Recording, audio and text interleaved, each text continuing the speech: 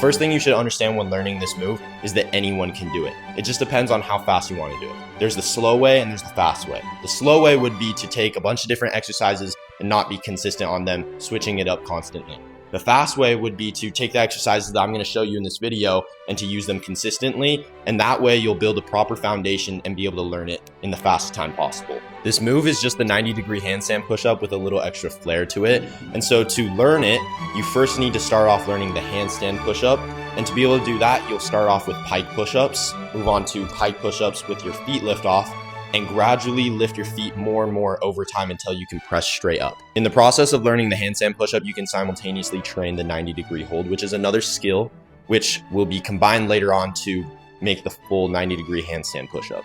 To learn the 90-degree hold, you're gonna have to practice the form in a lean. And so you're gonna get into the form that you should be doing for the hold, and then you're gonna lean as far forward as possible without falling forward. You're gonna hold that for as long as you can, 8 to 10 seconds. And eventually you're going to keep leaning forward more and more until your feet feel light and can lift off of the ground. That way you have the entire hold down. Now that you've mastered the handstand push-up and the 90-degree hold, you're going to try and combine the two.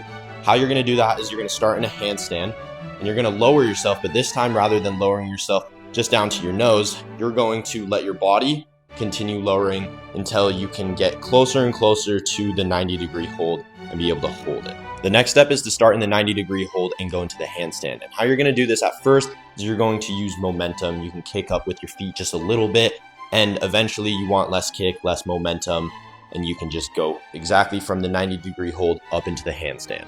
Now that you've mastered these steps separately, you can combine them and you will have the full 90-degree handstand push-up. The last step is to add in the walk.